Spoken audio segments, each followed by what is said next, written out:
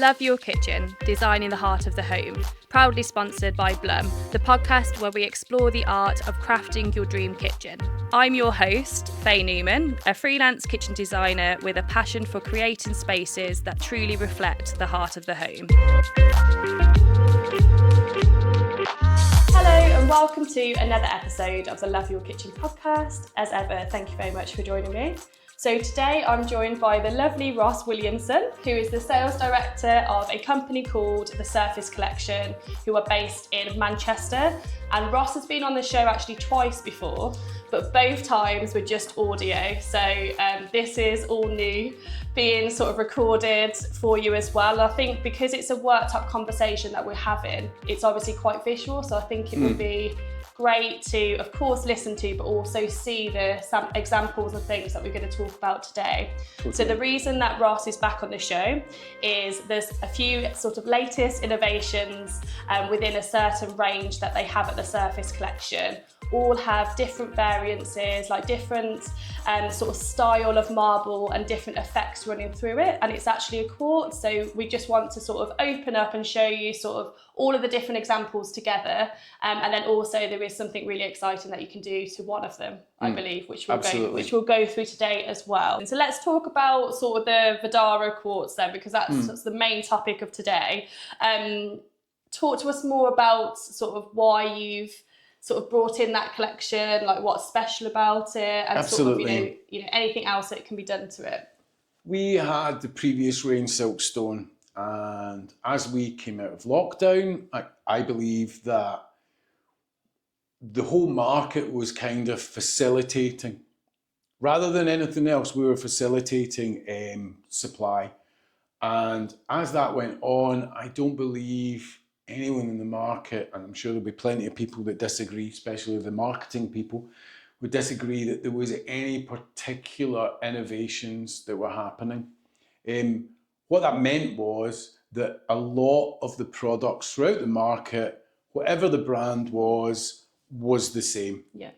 You have the element of plain colours because there's less processing to be done there, less time, less processing, less cost. And that was making a market, if you like, you know, oh, we'll have a plain colour because we're looking for a cheaper kitchen or the cheaper finish. It meant that stagnant might be the wrong word, but that's the word I'm going to go for. The market and the designs were, let's call it stale. I think stale's more. Stale stagnant. Stagnant it doesn't sound as bad as stagnant, no. Or maybe I'm wrong. I think you might be wrong. Yeah. But stale, we'll Shall go we say bland? But yeah. But there was much of a muchness. We realised that we needed to make a change, and we started to look for material. I challenged my managing director to find something new. We brought in a couple of new colours that were just that little bit different, you know. The Calicata Oro, which everybody knows of a Calicata Oro, that fat vein that tends to run through them.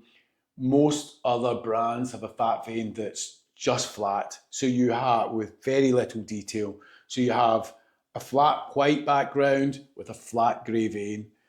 We wanted something with a bit more depth, and we got that. We also got a heavier golder one, which we called at the time Sienna. We brought those two in, and they have just done so well. Yeah. It was at that point that we said, these guys are good. We need to look to do more with them. The more we looked into the product, we understood that they actually have their brand, and it's going from strength to strength in America. We went over, we looked at the materials, we fell in love with the materials because it's that design-led point of difference. Yeah. You know, and interestingly, and this will make sense when I say this, it's the everything in between that I like about their designs. And I think that's really, when you look at a sample, you don't necessarily see that, but when you look at the slab and the overall aesthetic that a worktop needs to do, it's not just the vein, it has to be the everything in between. I couldn't agree more. And I think what we'll do as well is we'll actually go through sort of a few different sort of marble effect quartz worktops because that's what is so popular now. Like, even though that it's been popular for quite a while, we're not seeing that that's going down at all. I know as a designer, I just get asked for it all the time still. But and if you're watching or listening, you're probably thinking, oh, you know, it's just a white worktop with, as you say, a grain or maybe a brown vein going through. But actually, if you just sit back and sort of see the differences per sample, you can gain so much more, as you say, depth. You can and it will sort of make sense for you to know sort of what to look out for as well, just to be like, so, you know, the one that I'm potentially choosing for my kitchen, is it, you know, what we're establishing as maybe not stale, but, you know, sort of a more of a, you know, lacking depth approach without sort of the added sort of texture and sort of more natural elements to it. It just is just a replicated quartz, as opposed to then looking at, you know, something like the Verdara, which has a little bit more going on. So hopefully sort of by the end of the episode, you'll be able to sort of recognise the differences. Totally. And I think that's what's really important as well. Yeah, I agree. But also as well, there's one stone, isn't there, in the range that you can do something really cool with. So I want to talk about that. Absolutely. We have noticed in the market that there is a real demand for backlit product. It has a twofold expense, namely the work that goes in for the fabrication of the product and everything that you don't see. For example, behind this is going to be the boxing out and everything there, the LED lights that go in there. All of a sudden, it's not just whacking up a slab and then hoping that it's going to light. There's all the bits that go behind that. The material also has an expense. You quite often would have to use a natural stone, such as an onyx. Onyx are not cheap. They're difficult to work with. They tend to break because of just the sheer hardness, as you can imagine. We had something very different that worked with that.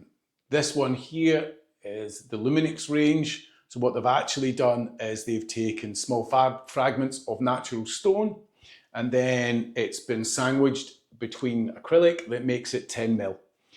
What that means is you have a much, much more cost-effective material that gives you that finish. Now, the interesting thing about this, as beautiful as it is, it's not load-bearing. It's 10 mil acrylic.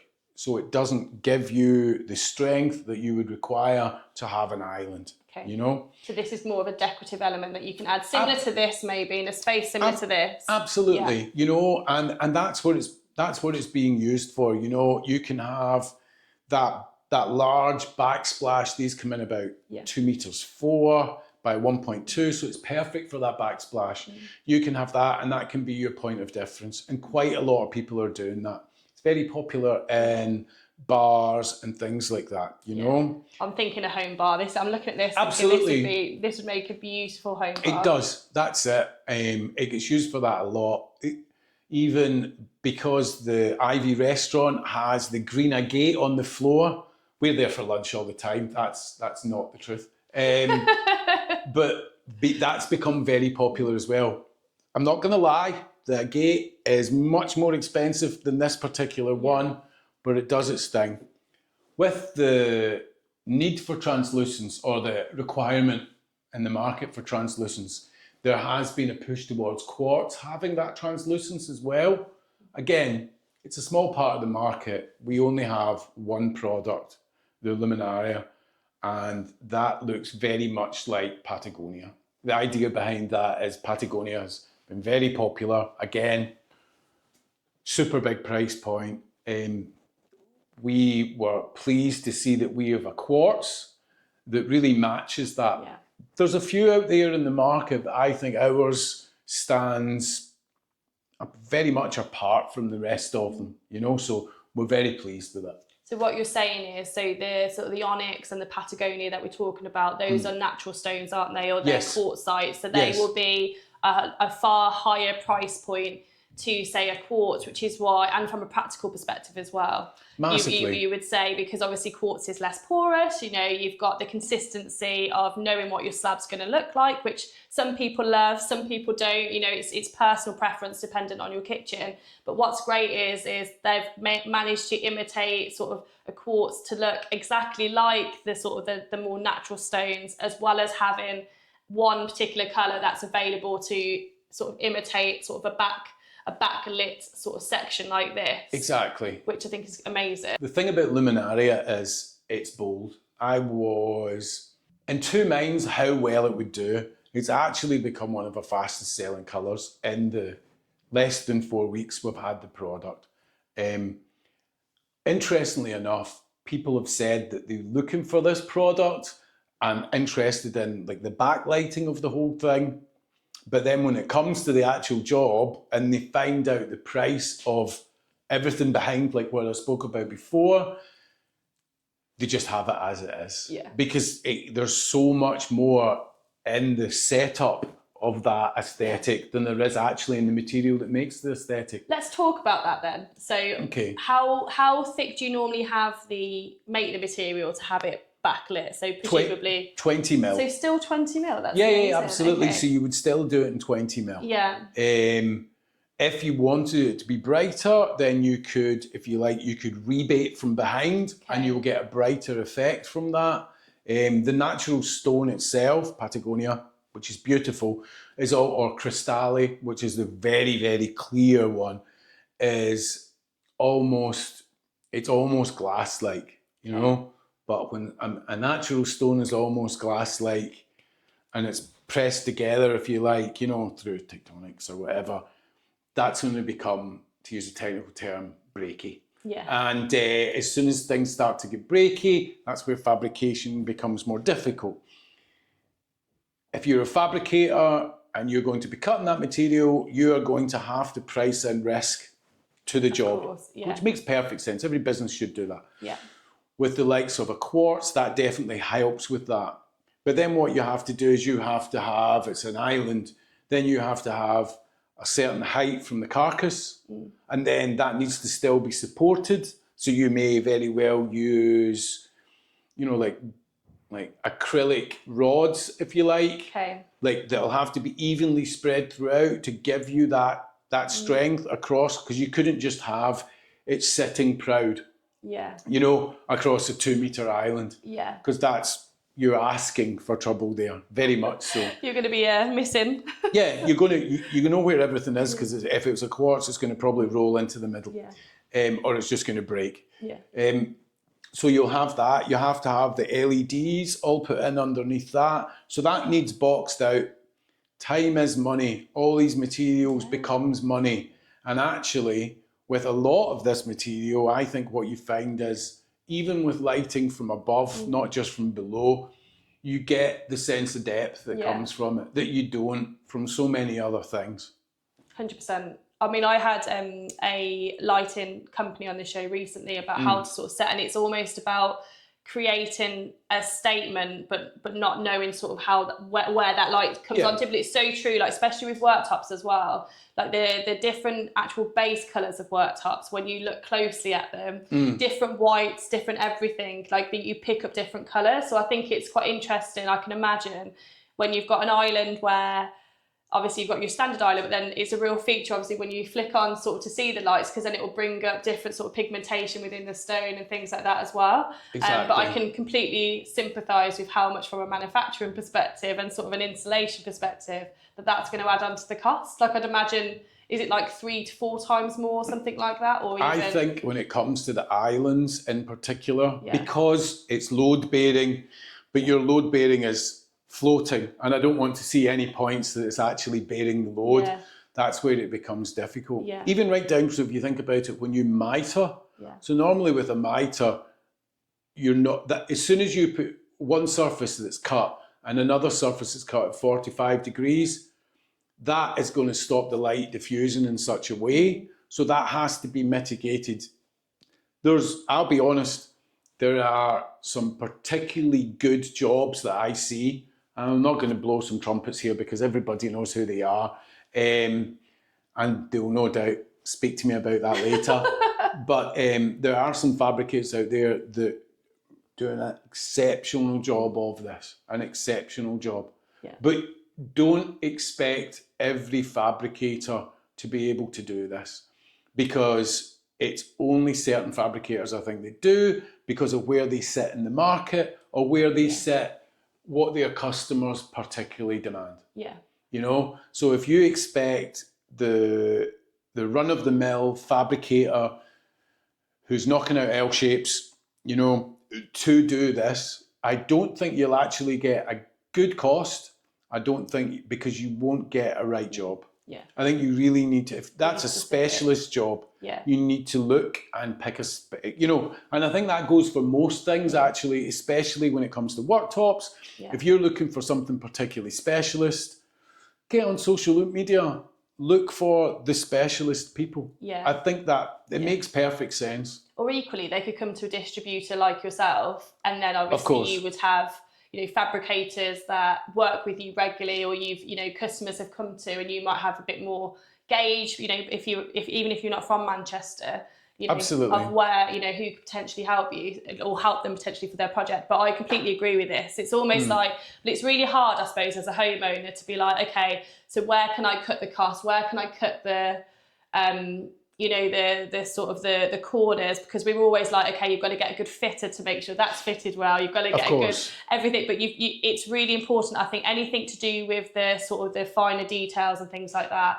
that's where, you know, you can really tell the difference. Yes. And as you say, even if you're fitting sort of like you know, a standard quartz, make sure, you know, see if your worktop fabricator will let you know sort of where the joins are, like how many joins you've got. Are they going to try and match the vein? Are they going to book match? Or if they can book match it, great. Yeah. If they can't, if you're doing a sort of and I know we're going off on a tangent now, but if you're going and you're going, you know, down to do a waterfall end, is it out of the same slab so that it follows down? All of these sort of questions, because sometimes from a cost perspective, they do differ, don't they, the fabricators? Massively. And this is something to be careful of. I think what's quite important as well is, ideally, if your kitchen is any kind of U, L, Z, T, Y shape, yeah, well, I don't know.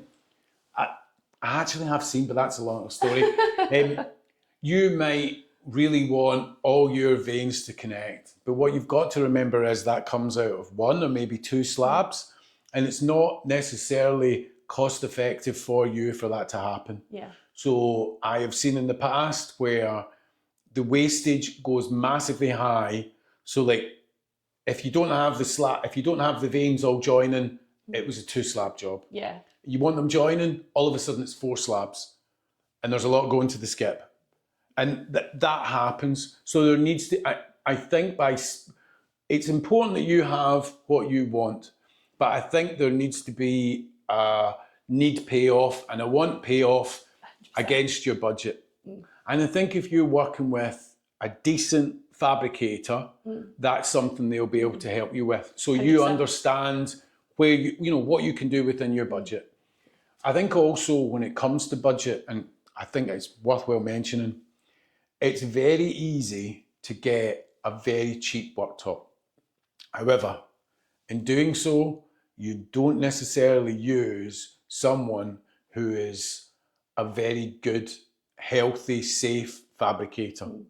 You know, with the silicosis thing that's going on at the moment, that's been on for some time, and so it should, you really should be looking to people who are using best working practices. Yeah. One of the easiest ways to do that is to go see a fabricator. It's worth it. There isn't a fabricator that doesn't want you to go and see them. I think the other thing that really sticks out for me is, if in doubt, speak to the WFF. They have the website there.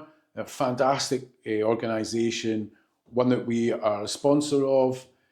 Fabricators that are watching this, I absolutely advise you all to join. I think it gives peace of mind to you, your designers, and your staff. So what is WWF? Presumably it's a platform where you can find fabricators, but just talk us a little bit more about that. So the WWF was set up to address health and safety concerns with silicosis, and best working practice as well among fabricators. It's sponsored by, I'd like to say, key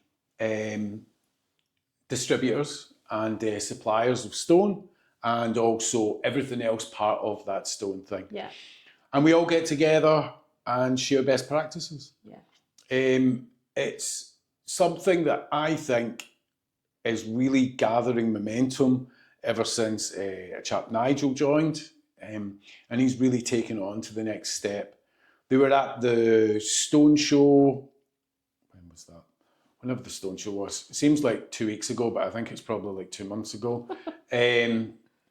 They were at that, and the feedback they were getting was fantastic. And there is a real fear-mongering thing in the market about, oh no, silicosis, I need my worktop to be silicosis free. Yeah. You need your worktop to be cut properly by people using the right equipment, and that includes safety equipment. Yeah. Dust is dust. If you have someone who's going to do you a great price because they're chopping it up in your back garden, then you will get a good price. I'm not thinking the quality of that worktop's going to be that great. Yeah. And I don't think the quality of the person who's doing the job, his lungs, is going to be that great either. Yeah. But also like the fit as well. Like if they're doing that, I've heard horror stories of people just like with like a little saw, just sawing sort of a bit off, maybe like on the lawn, and I'm just like, it needs to be done properly. So it's a shame that's. I hope it's not happening as much now. I think a lot. I think it's. I don't know any of my customers that do that anymore. Yeah. However, I don't sell to everyone. Yeah. So there's definitely people out there that these things are happening. Yeah. We're all aware of that. There was only someone the other week there, I think, has been fined. I think it's Milton Keynes. It might not be. So please, fabricators from Milton Keynes, don't kill me. WWF have put it on LinkedIn. You'll find it there. But so I don't want to rule anyone out. Also, WWF used to be wrestling for me, not worktops. Yeah. So when you said WWF, I was sorry, like, oh. I always get this mistake. It's WFF. WFF. Worktop Fabricator Federation. Amazing. And I often say WWF, but... Did you watch wrestling as well? No. Oh, did you not? No, we were like, my brother was really into it, so therefore, obviously, naturally, I got into it, but... This sounds like a therapy session now. No, it wasn't. We won't go on with this topic. Let's move on. But no, yeah, I think it's important to stress that as well, and just, you know, to make you aware of sort of the differences and maybe an installation out there. Obviously talk about sort of the more premium offerings with if you did want to incorporate details like your lighting and things and how that process works. Because as you say, it's one of those things that when you walk into a showroom, you're like, oh my God, I must have that. But actually, if you're sort of looking at a project, you know, overall, you've got the whole renovation to think about, something like that. It might be one of those wish list items that you're like, yes, I love the look of this, but then unfortunately has to maybe get taken out last minute. But equally, you're still left with a beautiful worktop. But I think maybe even in small doses, like backlit sort of splashback would be really beautiful. Totally. In bars, as we've mentioned, like home bars. But I have seen them on sort of the full islands, and they do. Oh, they look amazing. Yeah. I think it's quite important to remember that when you go into any showroom, they are not, on the whole, going to have the cheapest product set up in the cheapest way, because at the end of the day, these people all work for businesses, and there's nobody sells up. So you've got to put it aspirationally better. You're going to have a showstopper in the window, aren't you? You know, you're not going to have an L-shaped mirror chip, you know, on a cheap handleless and go, but that's what we need. This will get them going. People will stop and look at that. So they always expect to work their way down. If you're working your way up, you've got a much harder climb for any business. So it's always going to be aspiration. Yeah, no, for sure. But no, thank you for going through that with us. No problem. So we've got some examples of white marble effects quartz now to show you, which is very exciting. And you'll see between, I think we've probably got 5 potentially to maybe go through 3 or 4 or 5. And it basically will show you the difference in sort of the veins and the different textures that we've just been speaking about, you know, and how different they can look. I think, you know, as we've mentioned, white marble effect quartz is very popular, but I think it would be great for you to be able to just identify the difference, you know, between all of the slabs, and then sort of, you know, look to see what would be best to sort of piece that with from a kitchen perspective. Yeah, I think it would just be absolutely. really helpful for you. So hopefully, you know, Ross will show us some great examples. So we've got this first one here. I will try my best. So the Calicata Oro style is quite popular. Normally what you get is a flat vein. One of the things that I like about Verdara is they have this one here, which is gilded trace, and the veining here, which is a warmer hue. They have another one, which is the colder hue, and that's the lake stone. Yeah. They are, design-wise, much of a muchness, but the hues really add a lot to it.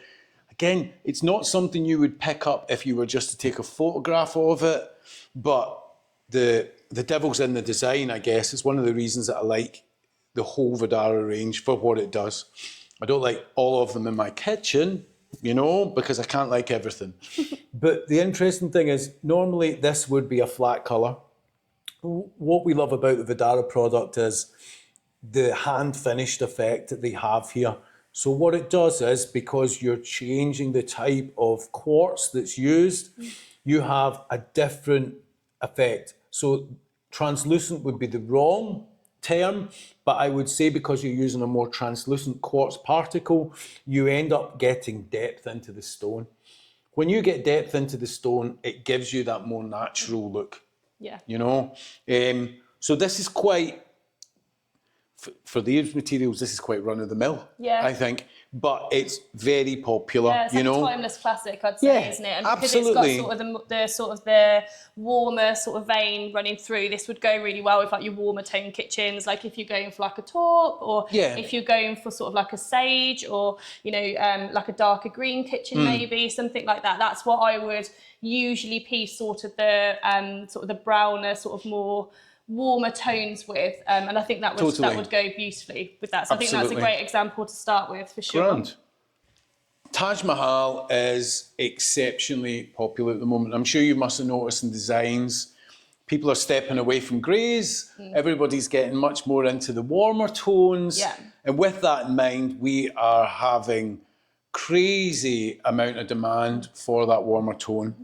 Verdara, more than aware of that. We have 4 different designs that pull through these warmer tones.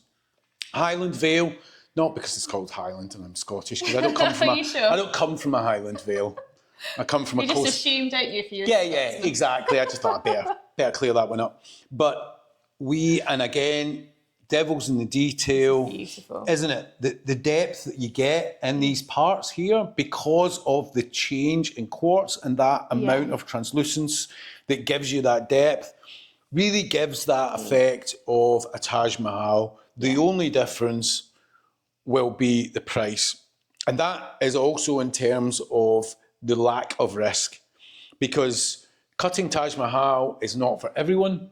If you wanted to put an edge detail in Taj Mahal, you will see your fabricators panic a little bit, because Taj Mahal is so hard. When you put an edge deal on, you know, like an edge detail is an OG or something like that. Like, that is an edge detail. But to do that, you need a special wheel to be doing that. So if you've got a special wheel to be doing that, and one of the hardest stones in the world, what will happen is it will take a lot of time. And as we said before, time and tooling is money. So your job will cost a lot more. Yeah. If you're using something like this, the good thing about this is it won't take the same amount of time. Therefore, it won't cost the same amount of money. There's less risk involved. You're getting a better price. Yeah, but you are still, as you say, like, it's a great imitation, because even sort of the vein detail here, you've almost got like a pearl sort of eyes sort of section running through there as well, haven't you? Totally. Like the way that they've actually created it, it looks so similar. And also like the little striations there, which you would expect in a Taj Mahal. Very popular. Yeah. Not because it's called Highland, because it looks good. But also, as well, as Ross said previously, like, it's good to see these on a larger scale. Totally. So even though maybe it might look quite like a neutral tone or a neutral sort of, you know, over like on slabs like this, and this is quite a big slab size to what you normally see in showrooms, see if you can go direct to the fabricator or come up to the Surface Collection and see if they've got one sort of life size for you. So if you're doing sort of a big space like an island or, you know, big splashback that you're going to be looking at every day, you can, you know, see and just, you know, make sure you're happy with all the different variations as a whole. I think that's so important. But what I'm loving about this is it's quite a muted sort of tone. It's quite what would be classed as quite a neutral, but it's, as you say, it's got so many different elements added to it, which I think really makes it as well. Totally.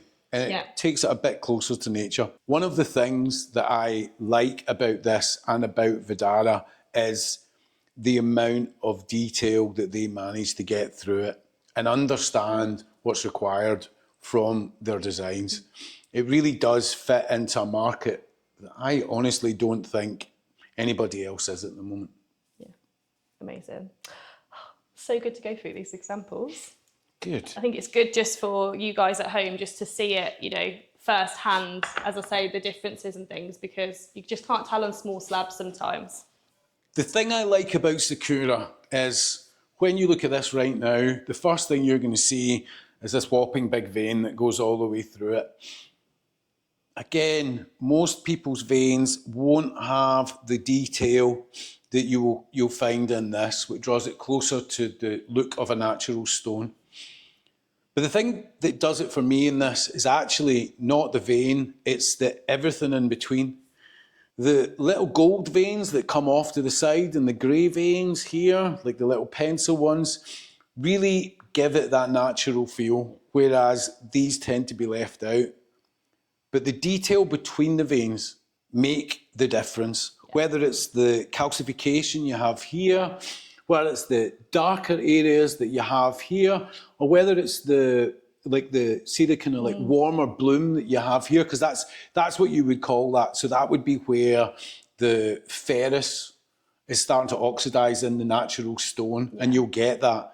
All of that gives it a type of patina, but just by look, it's not like it's actually affected the front. 100%. And if you're sort of looking at this, if you are watching, this actually looks quite intense on a small slab like this, even though this is quite a large slab size. But seeing it as a full slab, like this was one of my favourites. As Ross said, the colour variations from the top to the bottom, the added texture. You said a different word that I don't know. Patina? Potentially. No, patina. You said something beginning with a C. And calcification? Yes, that's it. Perfect. That really adds a depth and a texture to it. And I think this sort of section here, when you talk about sort of the natural stones or sort of like the quartzites, I remember a brand that I used to work, we used to use at a independent that I worked at prior. It was the Cambria range. Yes. They have a lot of this sort of the almost like stony section, isn't it? In the vein like that, and that rather than having just the flat colour and then sort of having the like lighter tone in the middle and then it filtering out to a dark line on the edge of it. That's what you normally see. So I think that's why I was so drawn to this particular worktop, because as I said, on a larger scale, like if you just sort of colour drench the space with this, like your splashbacks, you know, your working area and then also your islands, it's quite a big statement, but I think it's a big enough statement for it to still be timeless. Like it's not, I don't think it would be something that you'd look at sort of in 10 years time and you're thinking, oh God, when it was like black worktops and sort of, you know, your darker wood tones and things like that. I agree. And I think with the current quartz offering that's in the market, I think you'll find that those are the things that are going to date more than anything else.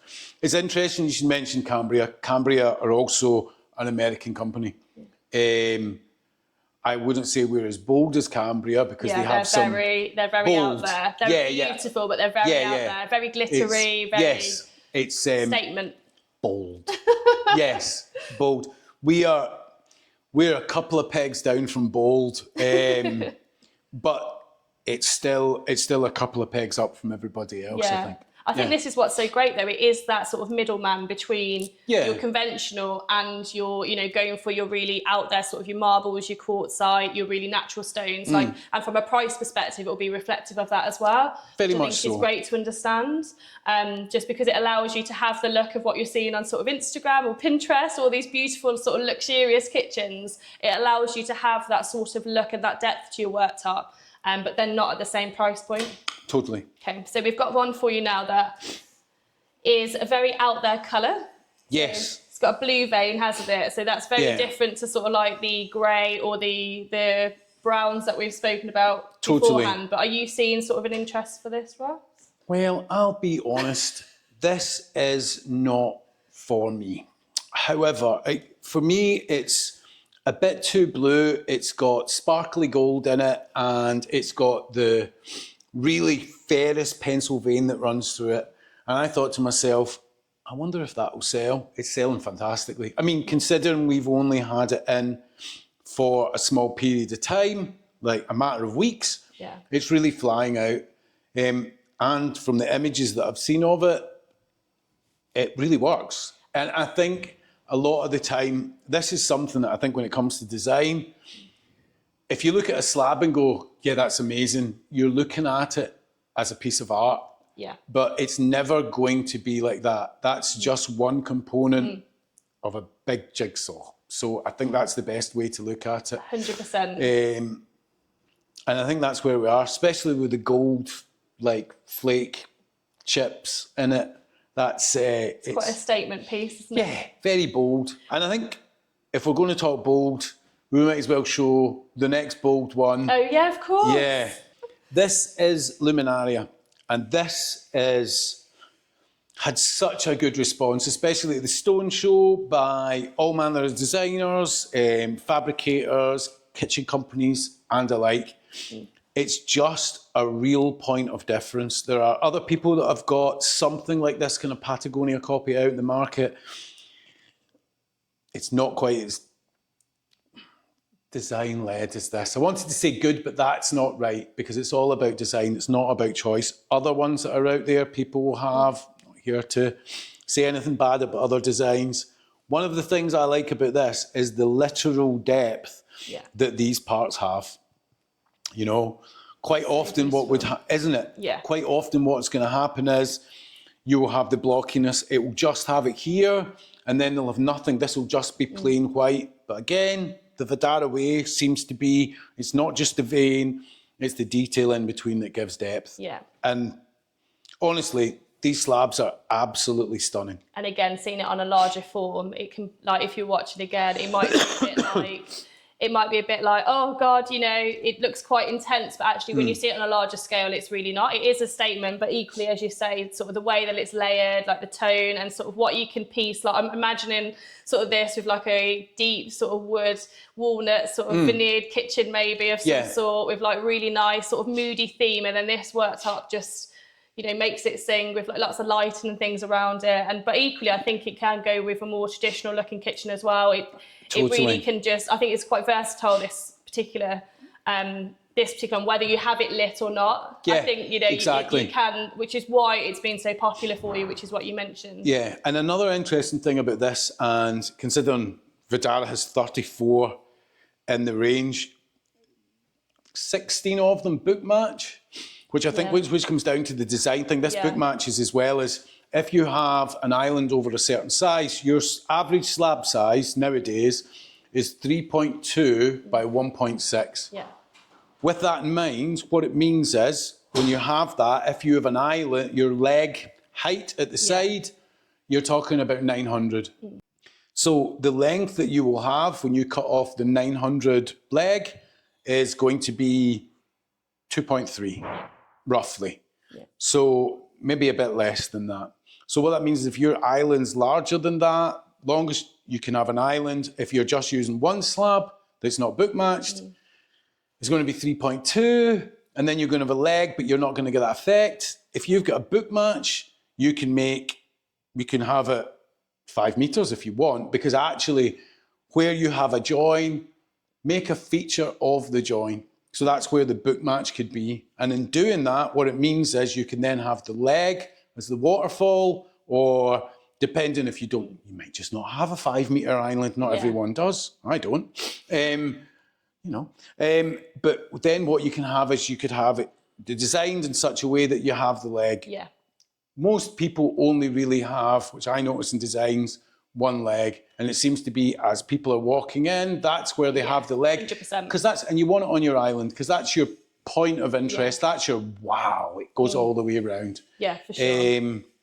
And I think that's really good about the book matching thing. Yeah, 100%. I couldn't agree more with that, to be fair, because I think, as you say, like I'd say the average island is sort of 2.5, 2.8, I'd say, sort of, like from a design perspective, if you're having 3 decent size sort of drawer packs. So as you say, if you're then adding a sort of a waterfall end at the end, as you say, that's 900, and then that's taken out of the overall slab. So that makes complete sense. So I think that's a really good point to sort of talk about. So to finish on then, Ross, what would you say? So say if there's sort of three points for clients to look into when it comes to sort of a white marble effect. So to differentiate whether it's, as you say, part of the, what we would say is sort of like the standard selection that's normally out there. Like what would you say that clients need to look out for when they're looking sort of for their marble worktop?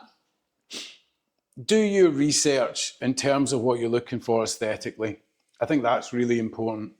If you just go for the people that advertise the most, you really are buying based on someone's marketing budget. That doesn't necessarily give you the right product. Okay. It's a fair enough point, and there's many, especially on social media. Yeah. Whoever's better at social media doesn't necessarily give you the best product. Second point. Which is an unusual point to put in. If you find yourself picking one slab and another slab, and you can't tell the difference between both because they're much the same, and you're losing sleep because you want it to be perfect, it's going to be okay. Yeah. Either one will do. You're going in a new kitchen, it'll be bloody fine. Yeah, it's so true. It is, isn't it? People literally go, oh, is it that or is it that? And you're like, I don't think it will make a difference. In the brand new extension that you've got with your new kitchen, both will look great. That is a very good point. I'm happy you mentioned that. And I think the third point is, when it comes to picking slabs, I'm not going to actually go on about the design too much, but understand that when you look at a slab, that's not how you're going to see it again. Yeah. So remember your budget, remember that the perfection you seek to have it looking in such a way is going to cost you quite a bit. So there's going to be some parts that aren't exactly the same. Yeah. It might be a big thing to you, and you might notice it a lot, but trust me, it will still look great. Yeah. I'm happy you've mentioned all those 3 points, because I think by the time you get to worktops, you've had to make so many decisions, whether you're doing sort of a self-build, an extension, or purely doing your kitchen renovation. By this point, we've probably normally got sort of the layout together. You're starting to pick sort of like your style choices and that sort of thing. So you're already sort of in overwhelm with the amount of decisions that you've already had to sort of make, or you've got going on in your mind. So I think that's such a great point in terms of, go for what you love. Try not to lose sleep over, small details in terms of if you really can't tell the difference between the two. Maybe sort of price implications would sort of help you from there, or if one has a certain feature or whatever that you can have. But yeah, and then also the logistics on how, everything from a size perspective works as well. I think everything that we've spoken about today is relevant for everybody looking to go for a solid stone worktop. So I know it's been, sort of helpful and so interesting to go through all these beautiful details with you, so for me. So I can imagine everybody at home as well is going to gain so much from today's conversation. Fantastic. So thank you for that, Ross. Thanks for having me. You're welcome. Cheers. Before we go, just to keep you here, where can anybody at home find out more about the Surface Collection? Certainly. So you can go on our website, thesurfacecollection.co.uk, or in terms of Verdara, we can, the best place to go on that, what I'd say is the UK specific website for this is www.verdara.uk. You can see everything there. From that, you'll be able to link on, see who our Verdara partners are, who are fabricators will be able to do it. We've only had this 3 or 4 weeks now, but we're just starting to get actual whole slab or kitchen displays in, and you'll be able to see from there pretty soon where you can go and see a slab, so on and so forth. Reach out, contact ourselves. We're happy to send out displays. We're happy to advise on a really fantastic network from the top to the bottom of the UK of who you can work with. And yeah, that's pretty much where we're at. Thank you for taking the time to watch this video today. If you have liked what we have spoken about, why not like and subscribe to this YouTube channel. Also, what you can do is click on the notification bell to keep yourself notified of all the new content to come.